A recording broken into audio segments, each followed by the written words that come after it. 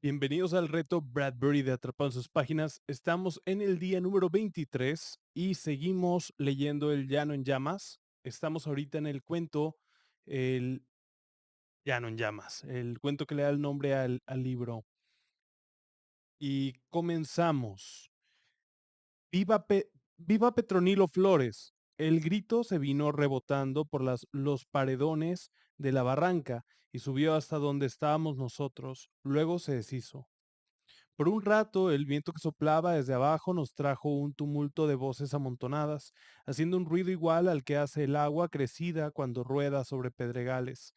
Enseguida, saliendo de allá mismo, otro grito torció por el recodo de la barranca. Volvió a rebotar en los paredones y luego volvió con fuerza junto a nosotros. ¡Viva mi general Petronilo Flores! Nosotros nos miramos.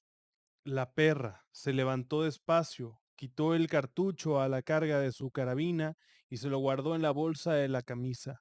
Después se arrimó a donde estaban los cuatro y les dijo, síganme, muchachos. Vamos a ver qué toritos toreamos. Los cuatro hermanos Benavides se fueron detrás de él, agachados. Solamente la perra iba bien tieso, asomando la mitad de su cuerpo flaco por encima de la cerca. Nosotros seguimos allí, sin movernos.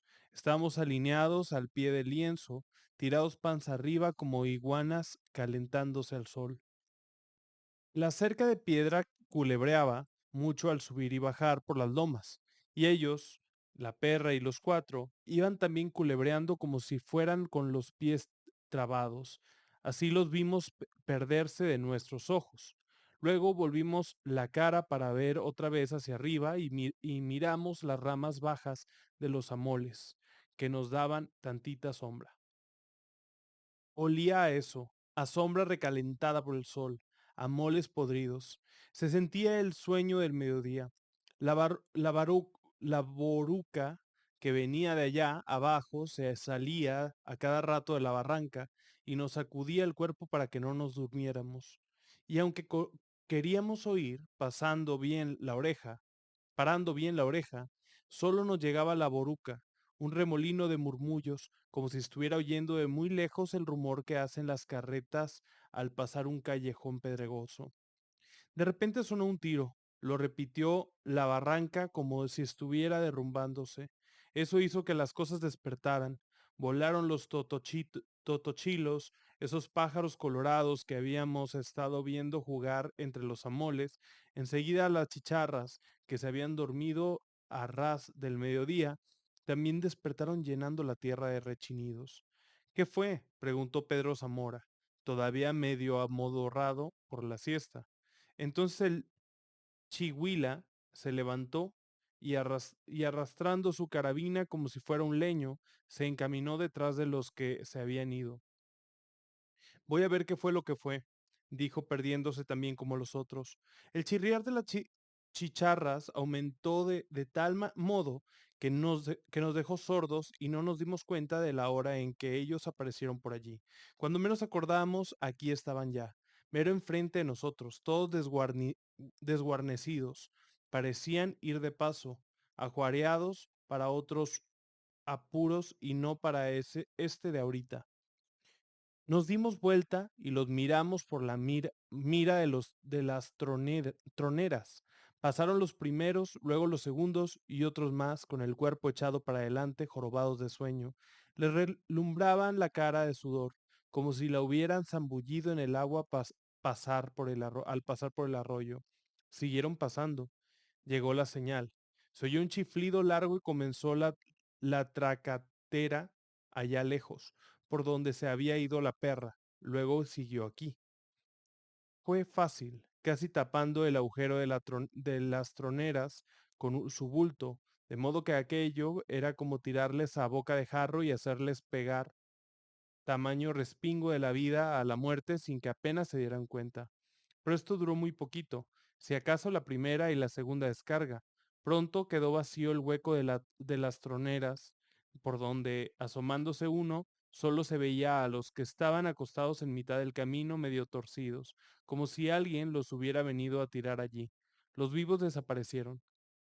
Después volvieron a aparecer, pero por lo pronto ya no estaban allí. Para la siguiente descarga tuvimos que esperar. Algunos de nosotros gritó, ¡Viva Pedro Zamora! Del otro lado respondieron casi en secreto, ¡Sálvame, patroncito! ¡Sálvame! Santo niño de Atocha, socórreme. Pasaron los pájaros, bandadas de tordos cruzaron por encima de nosotros hacia los cerros. La tercera descarga nos llegó por detrás, brotó de ellos, haciéndonos brincar hasta el otro lado de la cerca, hasta más allá de los muertos que nosotros habíamos matado. Luego comenzó la corretiza por entre los matorrales, sentíamos las balas pajueleándonos los talones como si hubiéramos caído sobre un enjambre de chapulines y de vez en cuando, y cada vez más seguido, pegando mero en medio de alguno de nosotros que se quebraba con un crujido de huesos. Corrimos, llegamos al borde de la barranca y nos dejamos descolgar por allí como si nos despeñáramos. Corrimos, llegamos al borde de la barranca y nos dejamos descolgar por allí como si nos despeñáramos. Ellos seguían disparando. Siguieron disparando todavía después que habíamos subido hasta el otro lado a gatas, como tejones espantados por la lumbre. Viva mi general Petronilo Flores, hijos de la tal por cual, nos gritaron otra vez, y el grito se fue, rebotando como el trueno de una tormenta barranca abajo. Nos quedamos agazapados detrás de unas piedras grandes y boludas, todavía resollando fuerte por la carrera. Solamente mirábamos a Pedro Zamora preguntándole con los ojos qué era lo que nos había pasado, pero él también nos miraba sin decirnos nada. Era como si se nos hubiera acabado el habla a todos o como si la lengua se nos hubiera hecho bola, como la de los pericos, y nos costara trabajo soltarla para que dijera algo. Pedro Zamora nos seguía mirando. Estaba haciendo sus cuentas con los ojos, con aquellos ojos que él tenía, todos enrojecidos, como si los trajera siempre desvelados. Nos contaba de uno en uno, sabía ya cuántos éramos los que estábamos allí, pero parecía no estar seguro todavía. Por eso nos repasaba una vez y otra y otra. Faltaban algunos, 11 o 12 sin contar a la perra y al chihuila, y a los que habían arrendado con ellos. El chihuila bien pudiera ser que estuviera horquetado arriba de algún amole, acostado sobre su retrocarga, aguardando a que se fueran los federales. Los joseses, los dos hijos de la perra, fueron los primeros en levantar la cabeza. Luego el cuerpo, por fin, caminaron de un lado a otro esperando que Pedro Zamora les dijera algo y dijo, otro agarre como este y nos sacaban. Enseguida, atragantándose como si se tragara un buche de coraje, les gritó a los joseses, ya sé que falta su padre, pero aguántense, aguántense tantito, iremos por él. Una bala disparada de allá hizo volar una parvada de tildios en la ladera de enfrente. Los pájaros cayeron sobre la barranca y revolotearon hasta cerca de nosotros. Luego al vernos se asustaron, dieron media vuelta relumbrando contra el sol y volvieron a llenar de gritos los árboles de la ladera de enfrente. Los joseses volvieron al lugar de antes y se acuclillaron en silencio. Así estuvimos toda la tarde. Cuando empezó a bajar la noche, llegó el Chihuila, acompañado de uno de los cuatro. Nos dijeron que venían de ahí abajo, de la piedra lisa. Nos dijeron pero no supieron decirnos si ya se habían retirado los federales. Lo cierto es que todo parecía estar en calma. De vez en cuando se oían los aullidos de los coyotes. ¡Epa, tú, pichón! Me dijo Pedro Zamora. Te voy a dar la encomienda de que vayas con los joseses hasta Piedra Lisa y vean a ver qué le pasó a la perra. Si está muerto, pues entiérrenlo. Y hagan lo mismo con los otros. A los heridos déjenlos encima de algo para que los vean los, los guachos, pero no se traigan a nadie, pero no se traigan a nadie. Eso haremos, y nos fuimos. Los coyotes se oían más cerquita cuando llegamos al corral donde habíamos encerrado la caballada. Ya no había caballos, solo estaba un burro trasijado que ya vivía allí desde antes que nosotros viniéramos. De seguro, los federales habían cargado con los caballos. Entonces el resto de los cuatro detrásito de unos matojos, los tres juntos, encaramados unos encima de otro, como si los hubieran apilado allí. Les alzamos la cabeza y se la zangoloteamos un poquito para ver si alguno daba todavía señales, pero no, ya estaban bien difuntos. En el aguaje estaba otro de los nuestros, con las costillas de fuera como si lo hubieran macheteado, y recorriendo el lienzo de arriba a abajo encontramos uno aquí y otro más allá, casi todos con la cara renegrida. A estos los remataron, no tiene ni qué, dijo uno de los joseses. Nos pusimos a buscar a la perra, a no hacer caso de ningún otro sino de encontrar a la mentada perra. No dimos con él. Se lo han de haber llevado, pensamos. Se lo han de haber llevado para enseñárselo al gobierno. Pero aún así, seguimos buscando por todas partes. Entre el rastrojo, los coyotes seguían aullando. Siguieron aullando toda la noche. Pocos días después, en la armería, al ir pasando el río, nos volvimos a encontrar con Petronilo Flores.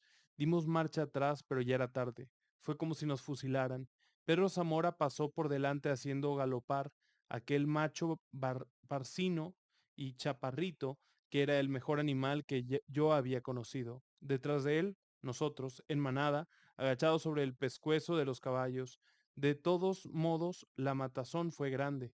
No me di cuenta de pronto porque me hundí en el río debajo de mi caballo muerto, y la corriente nos arrastró a los dos, lejos, hasta un remanso bajito de agua lleno de arena. Aquel fue el último agarre que tuvimos con las fuerzas de Petronilo Flores. Después ya no peleamos. Para decir mejor las cosas, ya teníamos algún tiempo sin pelear, solo de andar huyendo del bulto. Por eso resolvimos remontarnos los pocos que quedábamos, echándonos al cerro para escondernos de la persecución, y acabamos por ser unos grupitos tan ralos que ya nadie nos tenía miedo. Ya nadie corría gritando, allí vienen los de Zamora.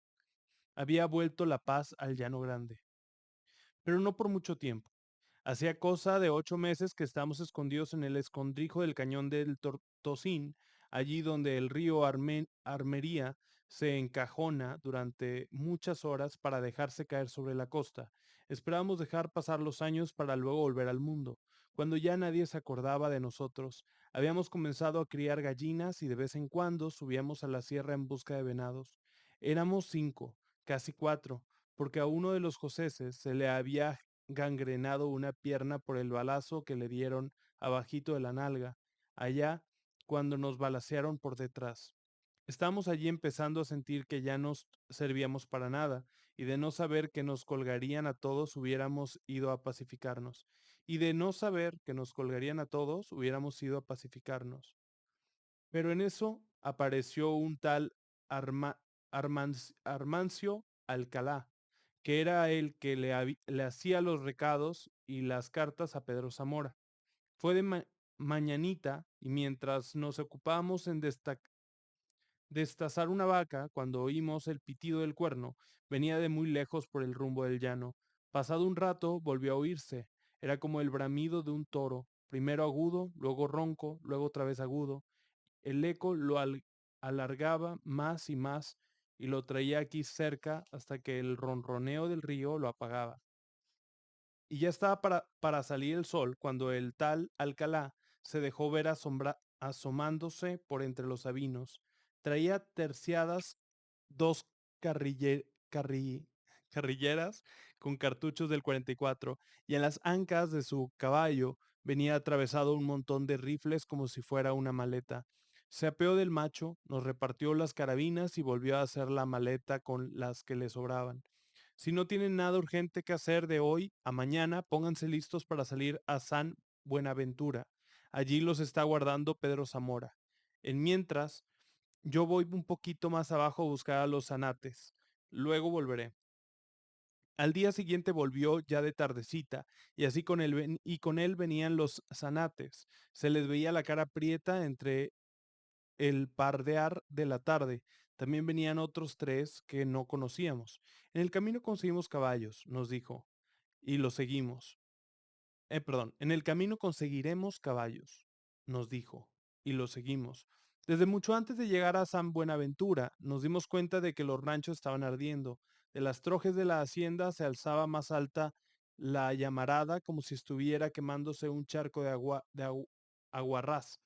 Las chispas volaban y se hacían rosca en la oscuridad del cielo formando grandes nubes alumbradas.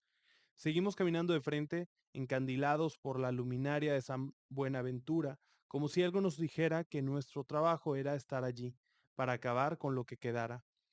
Pero no habíamos alcanzado a llegar cuando encontramos a los primeros de a caballo que venían al trote, con la soga morreada en la cabeza de la silla y tirando unos de hombres pialados que, en ratos todavía caminaban sobre sus manos, y otros de hombres a los que ya se les habían caído las manos y traían descolgada la cabeza. Los miramos pasar.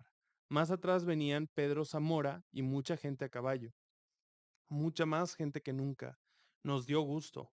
Daba gusto mirar aquella larga fila de hombres cruzando el llano grande otra vez, como en los tiempos buenos, como al principio, cuando nos habíamos levantado de la tierra para huizapoles maduros, aventados por el viento, para llenar de terror todos los alrededores del llano. Hubo un tiempo que así fue, y ahora parecía volver. De allí nos encaminamos hacia San Pedro. Le prendimos fuego y luego emprendimos rumbo al Petacal. Era la época en que el maíz ya estaba por piscarse y las milpas se veían secas y dobladas por los ventarrones que soplaban por este tiempo sobre el llano. Así que se veía muy bonito ver caminar el fuego en los potreros, ver hecho una pura brasa casi todo el llano, en la quemazón aquella con el humo ondulando por arriba, aquel humo oloroso a carrizo y a miel, porque la lumbre había llegado también a los cañaverales, y de entre el humo íbamos saliendo nosotros como espantajos, con la cara tiznada, arreando ganado de aquí y de allá para juntarlo en algún lugar y quitarle el pellejo.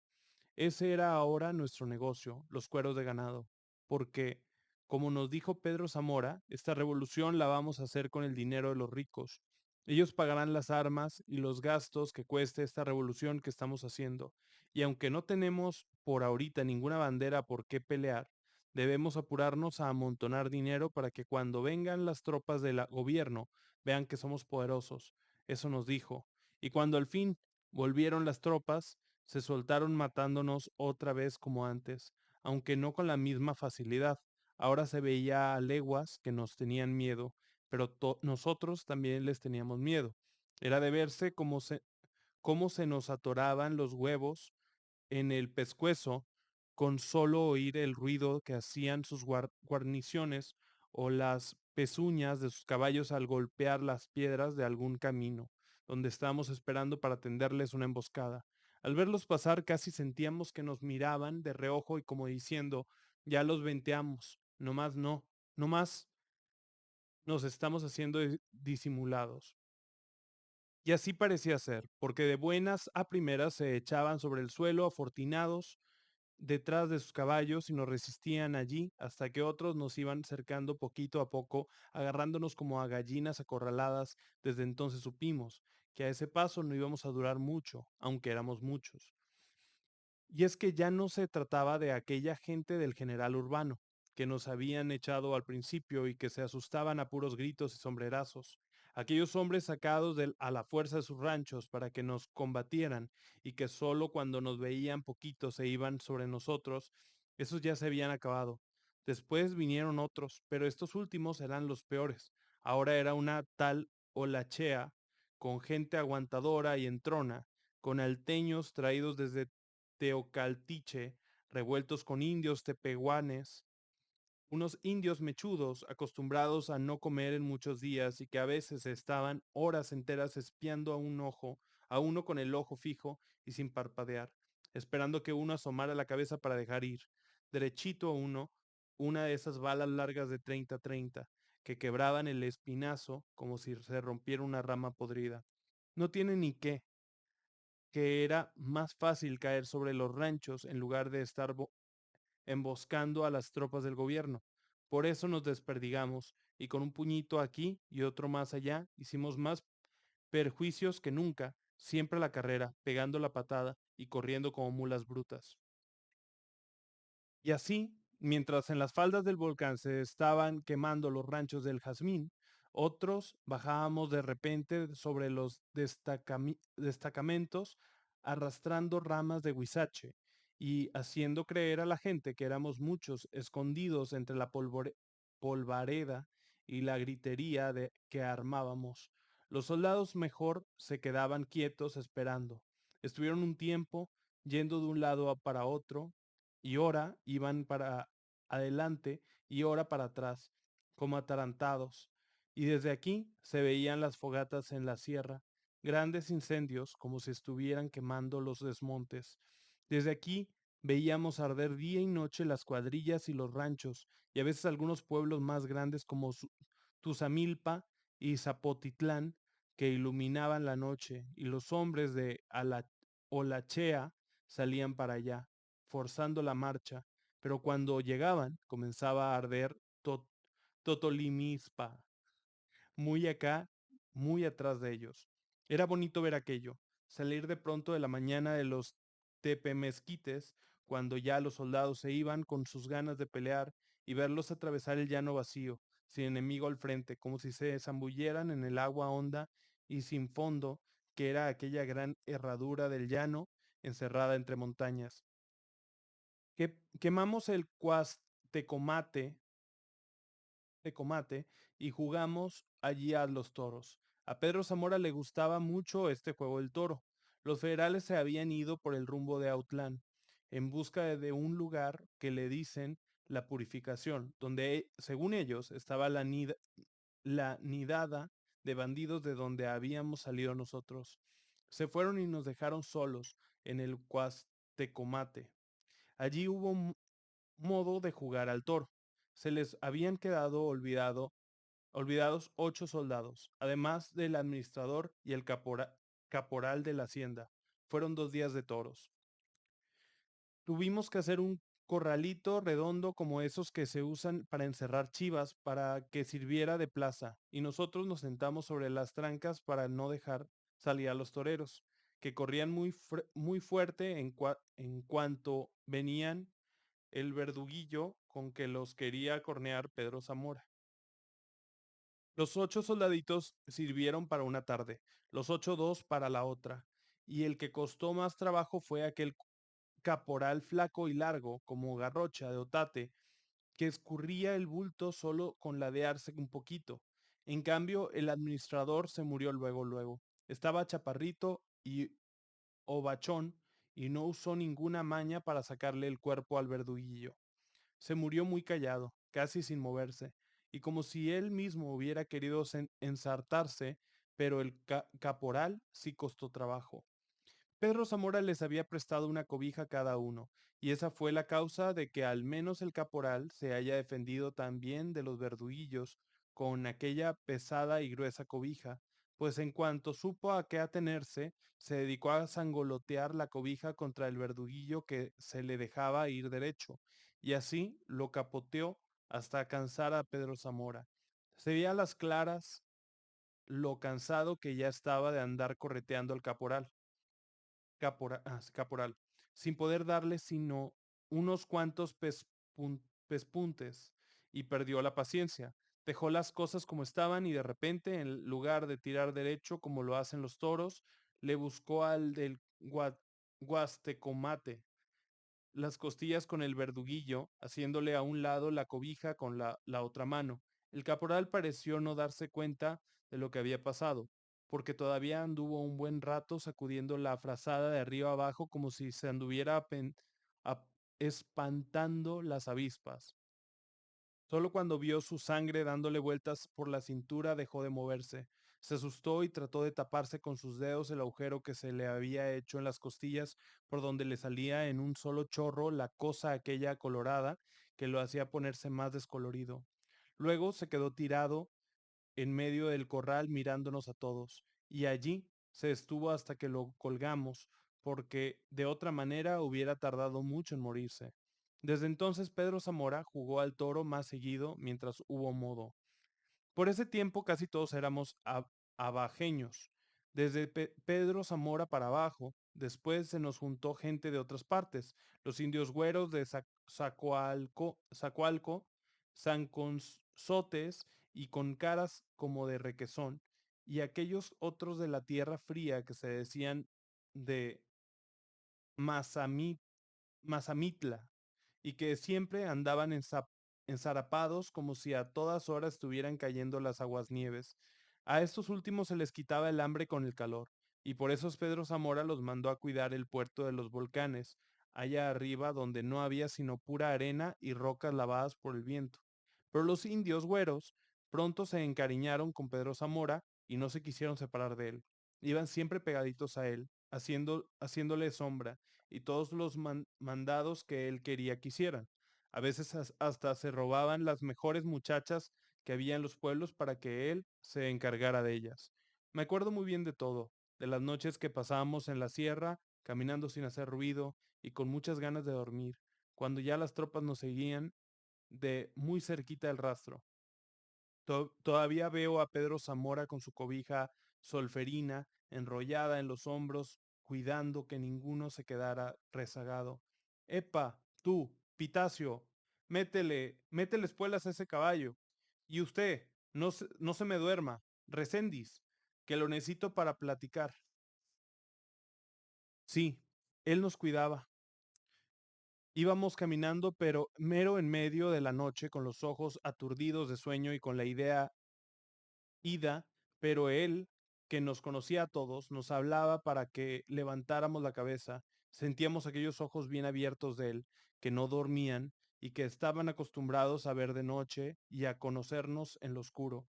Nos contaba a todos, de uno en uno, como quien está contando dinero. Luego se iba a nuestro lado, oíamos las pisadas de su caballo y sabíamos que sus ojos estaban siempre alertas. Por eso todos, sin quejarnos del frío ni del sueño que hacía, callados lo seguíamos como si estuviéramos ciegos. Pero la cosa se descompuso por completo desde el descarrilamiento del tren en la cuesta de Sayula.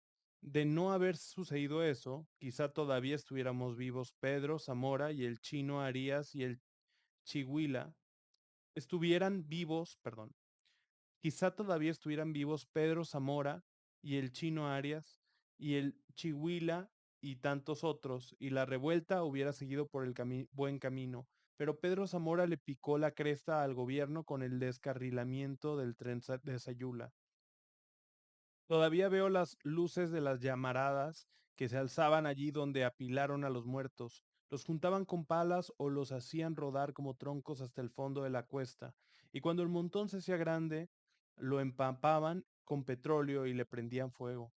La gedentina se la llevaban el aire muy lejos y muchos días después todavía se sentía el olor a muerto chamuscado.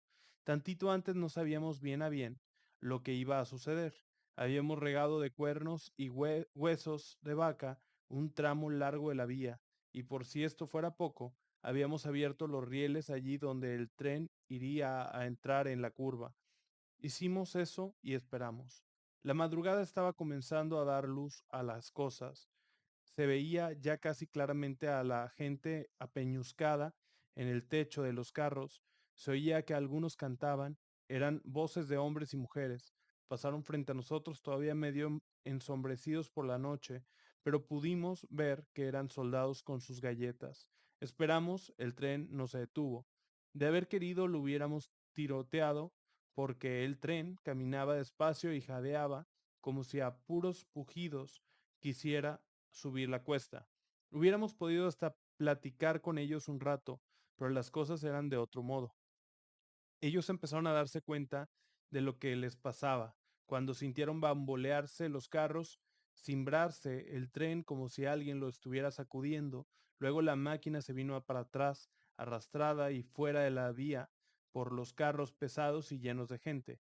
Daba unos silbatazos roncos y tristes y muy largos, pero nadie le ayudaba. Seguía hacia atrás, arrastrada por aquel tren al que no se le veía fin, hasta que le faltó tierra y yéndose de lado, cayó al fondo de la barranca. Entonces los carros la siguieron, uno tras otro, a toda prisa, tumbándose cada uno en su lugar allá abajo. Después todo se quedó en silencio como si todos, hasta nosotros, nos hubiéramos muerto. Así pasó aquello. Cuando los vivos comenzaron a salir de entre las astillas de los carros, nosotros nos retiramos de allí, acalambrados de miedo. Estuvimos escondidos varios días, pero los federales nos fueron a sacar de nuestro escondite. Ya no nos dieron paz, ni siquiera para mascar un pedazo de cecina en paz. Hicieron que se nos acabaran las horas de dormir y de comer, y que los días de la noche y las noches fueran iguales para nosotros. Quisimos llegar al cañón, quisimos llegar quisimos llegar al cañón de Tocín, pero el gobierno no llegó primero de que nosotros. Faldeamos el volcán, subimos a los montes más altos y allí, en ese lugar que le dicen el camino de Dios, encontramos otra vez al gobierno tirando a matar. Sentíamos cómo bajaban las balas sobre nosotros, en rachas apretadas calentando el aire que nos rodeaba, y hasta las piedras detrás de las que nos escondíamos se hacían trizas una tras otra como si fueran terrones. Después supimos que eran ametralladoras aquellas carabinas con que disparaban ahora sobre nosotros y que dejaban hecho una coladera del cuerpo de uno. Pero entonces creímos que eran muchos soldados por miles y todo lo que queríamos era correr de ellos. Corrimos los que pudimos. En el camino de Dios se quedó el chihuila atejonado detrás de un madroño, con la cobija envuelta en el pescuezo como si se estuviera defendiendo del frío. Se nos quedó mirando cuando nos íbamos cada quien por su lado para repartirnos la muerte, y él parecía estar riéndose de nosotros con sus dientes pelones colorados de sangre. Aquella desparramada que nos dimos fue buena para muchos, pero a otros les fue mal. Era raro que no hubiéramos colgado de los pies a alguno de los nuestros en cualquier palo de algún camino. Allí duraban hasta que se hacían viejos y se arriscaban como pellejos sin curtir. Los sopilotes se los comían por dentro, sacándoles las tripas hasta dejar la pura cáscara. Y como los colgaban alto, allá se estaban campaneándose al soplo del aire muchos días, a veces meses, a veces ya nada más las puras tirlangas de los pantalones bulléndose con el viento como si alguien las hubiera puesto a secar allí. Y uno sentía que la cosa ahora sí iba de veras al ver aquello. Algunos ganamos para el cerro grande y arrastrándonos como víboras pasábamos el tiempo mirando hacia el llano, hacia aquella tierra de allá abajo donde habíamos nacido y vivido, y donde ahora nos estaban aguardando para matarnos. A veces hasta nos asustaba la sombra de las nubes. Hubiéramos sido de buena gana decirle a alguien que ya no éramos gente de pleito y que nos dejaran estar en paz, pero de tanto daño que hicimos por un lado y otro, la gente se había vuelto matrera y lo único que habíamos logrado era agenciarnos enemigos. Hasta los indios de acá arriba ya no nos querían. Dijeron que les habíamos matado sus animalitos y ahora cargan armas que les dio el gobierno y nos han mandado decir que nos matarán en cuanto nos vean. No queremos verlos, pero si los vemos los matamos, nos mandaron decir. De este modo se nos fue acabando la tierra. Casi no nos quedaba ya ni el pedazo que pudiéramos necesitar para que nos enterraran. Por eso decidimos separarnos los últimos, cada quien arrendando por distinto rumbo. Con Pedro Zamora anduve cosa de 5 años. Días buenos, días malos, se ajustaron 5 años. Después ya no lo volví a ver. Dicen que se fue a México detrás de una mujer y que por allá lo mataron. Algunos estuvieron esperando a que regresara, que cualquier día aparecería de nuevo para volvernos a levantar en armas, pero nos cansamos de esperar. Es todavía la hora en que no ha vuelto. Lo mataron por allá. Uno que estuvo conmigo en la cárcel me contó eso de que lo habían matado.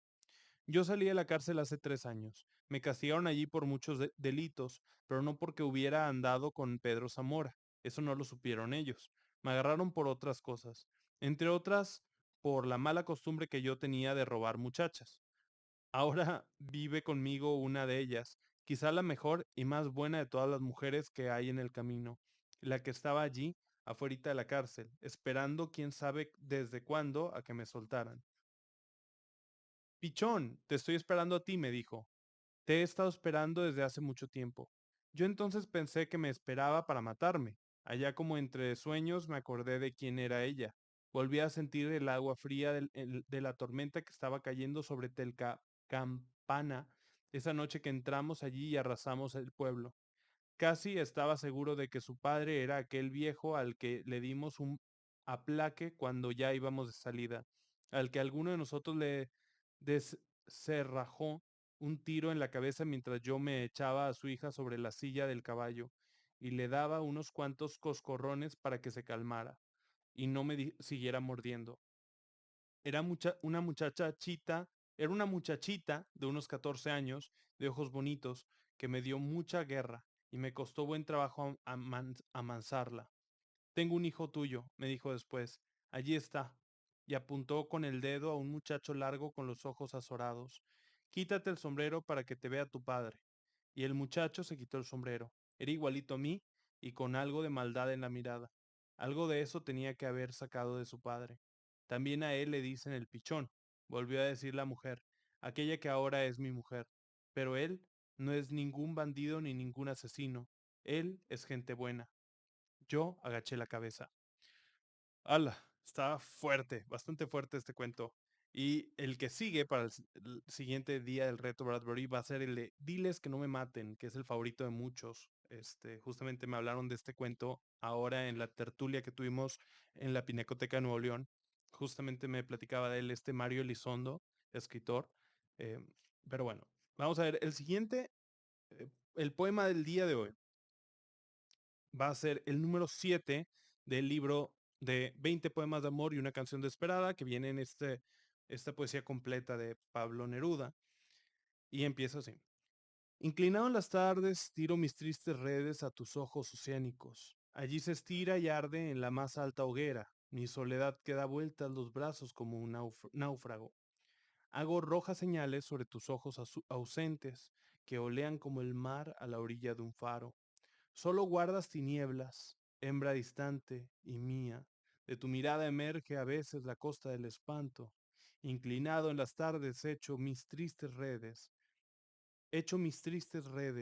a ese mar que sacude tus ojos oceánicos. Los pájaros nocturnos picotean las primeras estrellas que centellean como mi alma cuando te amo. Galopa la noche en su yegua sombría, desparramando espigas azules sobre el campo. Y bueno, con eso terminamos el reto del día de hoy. Nos vemos en el siguiente video.